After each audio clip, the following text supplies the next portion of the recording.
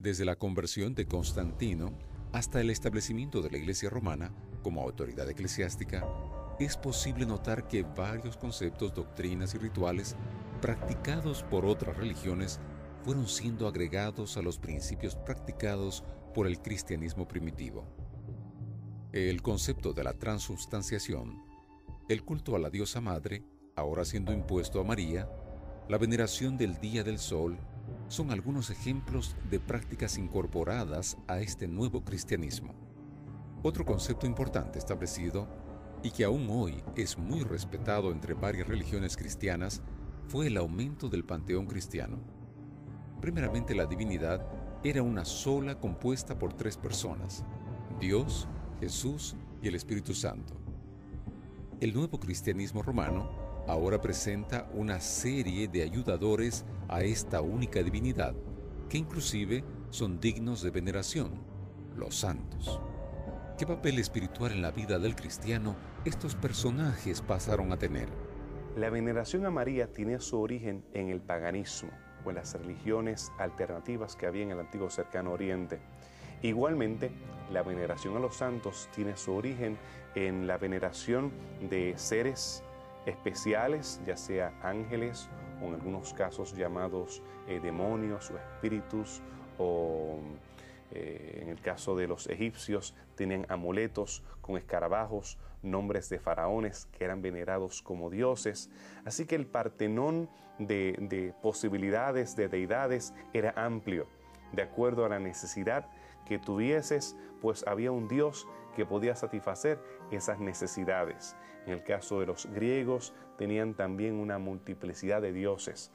En el caso del cristianismo se le atribuyen las características o virtudes que tenían estas deidades paganas ahora a santos, a los cuales se le pueden pedir favores especiales. En la antigüedad, pues se le pedía a Esculapio, el dios de la medicina, y entonces ahora se le presenta a un santo que le puede ayudar a aquellos que son médicos. En el caso de Neptuno, era el dios del mar, pues ahora tenemos un santo para aquellos que son pescadores o aquellos que son marineros. Y así sucesivamente, no solamente santos que aparecen o personas con identidad que pueden ayudar a aquellas personas que se encuentran en la tierra, sino que María también cobra características de acuerdo a las necesidades o a los pueblos donde es introducida. Así que tenemos alguna aparición de la Virgen María en relación con aquellos que veneraban la fe musulmana, a Fátima en la península ibérica. Tenemos diferentes nombres para María de acuerdo a los lugares donde se adaptaba la diosa para las necesidades o el contexto de ese pueblo.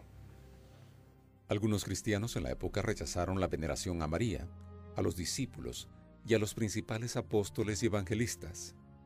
Pero con el tiempo, esta práctica creó raíces en el cristianismo que duran hasta la actualidad.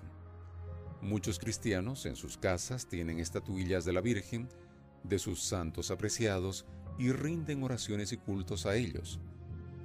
¿Serían los milagros y las apariciones de los santos evidencia suficiente para justificar su adoración? ¿Acaso no dice la Biblia que solamente a Dios adorarás y no harás para ti imagen alguna? ¿Qué conclusiones se pueden sacar al respecto?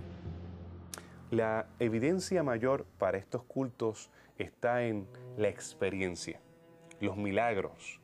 Es innegable uno poder enfrentarse ante alguien que padecía un cáncer o que tenía algún tipo de enfermedad y ver que esa persona fue sanada después de haber hecho una promesa a un santo o a María. La evidencia médica ya desde los tiempos antiguos y aún en tiempos modernos es difícil de rebatir. Existen y suceden estos milagros. Hay apariciones. Sería irresponsable dudar de la sinceridad de alguien que ha visto algo o ha tenido una experiencia sobrenatural. Pero la Biblia ha sido muy precisa en establecer que no son las experiencias las que determinan cuál es la verdad. Es la palabra de Dios la que determina cuál es la verdad. Aun si nosotros vemos fuego del cielo, no significa que eso es verdad. Se trata de un así dice Jehová, la evidencia escritural, lo que dice la palabra del Señor. Un escrito está en lo que determina qué es correcto o qué es falso. Únicamente un escrito está en lo que nos puede dirigir hacia la verdad. La preservación de la verdad, de los principios primitivos del cristianismo, siempre fue puesta a prueba. Las Escrituras, desde los primeros siglos, ya alertaba que el mal operaría de tal forma que, si fuese posible, engañaría hasta los escogidos. El Apocalipsis, escrito por el apóstol Juan, revela de forma sorprendente cómo de aquel momento en adelante la historia del cristianismo sería escrita. El libro presenta cómo la fe cristiana vacilaría, cómo los engaños surgirían y qué poderes políticos y religiosos se levantarían con la finalidad de impedir que la verdad se mantuviera pura hasta el final. Los primeros capítulos del Apocalipsis son el comienzo de la alerta para el futuro de la fe cristiana.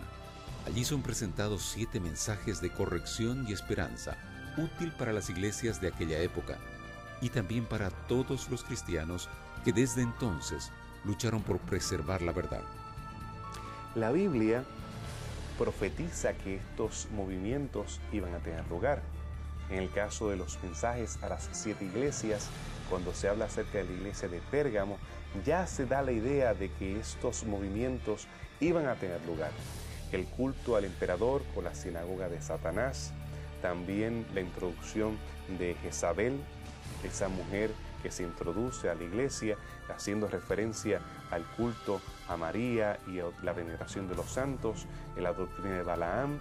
Ya el libro de Apocalipsis presenta o prepara a los cristianos para lo que iba a suceder, y el antídoto hacia esa nueva fe o a esa corrupción de la fe antigua es volver.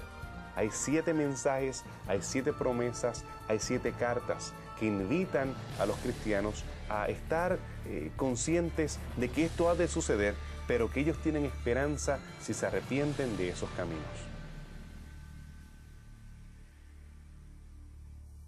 El ministerio de Jesús cambió el rumbo de la humanidad. Las Escrituras ya profetizaban que un sacrificio redentor vendría y que solamente a través de él sería posible alcanzar la eternidad. Aunque muchos mitos, creencias y supersticiones hayan surgido, las evidencias existentes comprueban la veracidad del relato bíblico.